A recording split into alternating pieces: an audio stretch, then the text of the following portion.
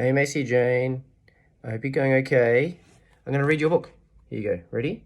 I'm going to read you the first chapter of this book. Maybe when you are eating your dinner or something. Okay? All right. You ready?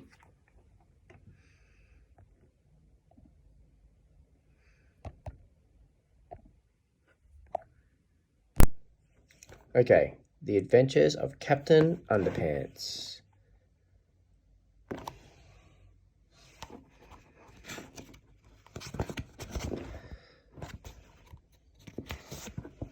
Chapter 1. George and Harold. Meet George Beard and Harold Hutchins. George is the kid on the left with the tie. There he is. And the flat top. Harold is the one on the right with the t-shirt and the bad haircut. Remember that now.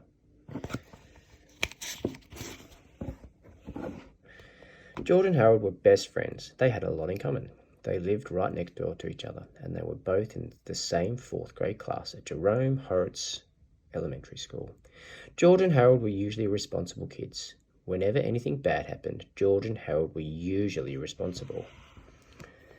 But don't get the wrong idea about these two. George and Harold were actually very nice boys. No matter what everyone else thought, they were good, sweet, and lovable. Well, okay, maybe they weren't so sweet and lovable, but they were good nonetheless.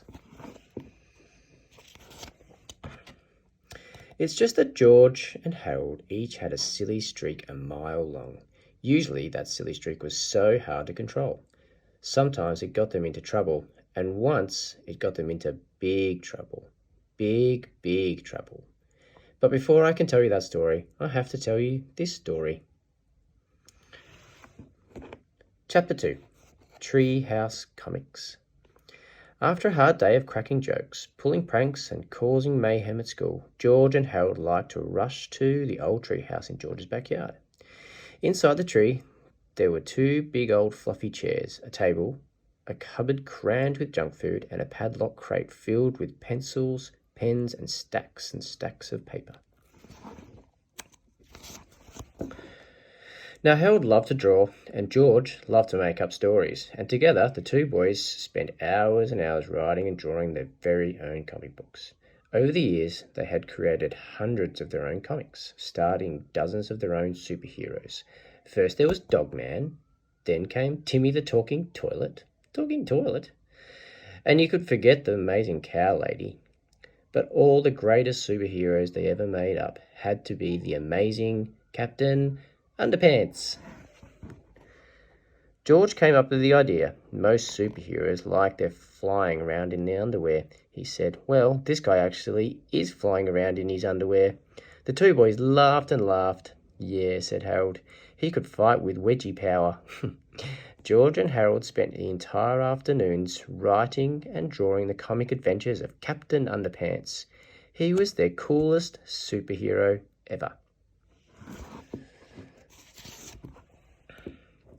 Luckily for the boys, the secretary at Jerome Horrocks Elementary School was much too busy to keep an eye on the copy machine, so whenever they got a chance, Harold and George would sneak into the office and run off several hundred copies of their latest Captain Underpants adventure.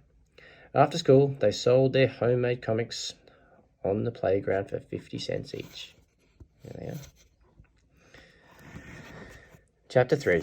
The Adventures of Captain Underpants.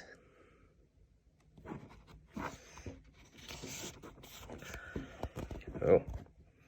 The really cool adventures of Captain Underpants. It was a time of darkness and despair for planet Earth. Bad guys had taken over the streets, and all the superheroes to the world were too old to fight evil. Then along came a new and improved extra-strength superhero. Tra-la-la-la. Look up in the sky. It's a bird. It's a plane. It's a salad sandwich. No, I'm Captain Underpants, he says.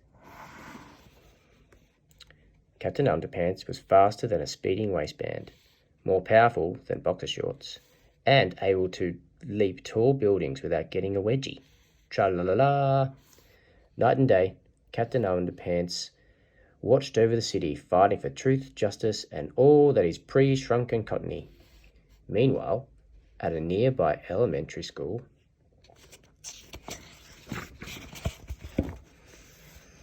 It was Stinky Taco Surprise Day at the cafeteria. Everybody hated it so much that they all threw it away. Soon, the cafeteria food came to life. I am the incredible hunk. The monster ran around the school, eating everything in sight. Munch, munch, munch.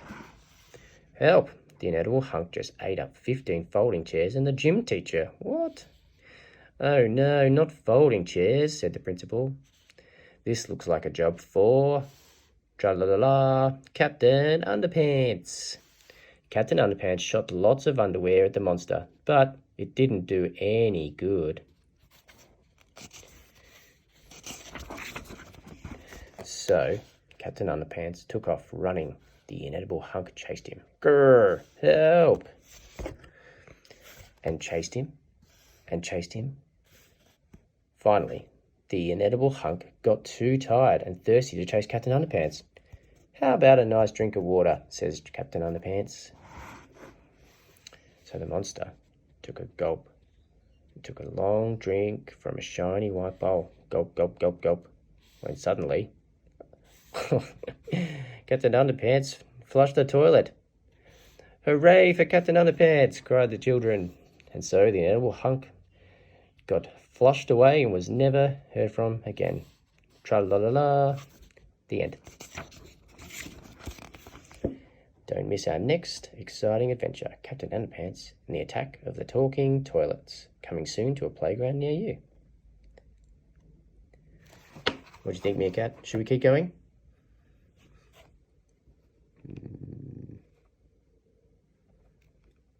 Okay, bye. Let me know if you want chapter 4.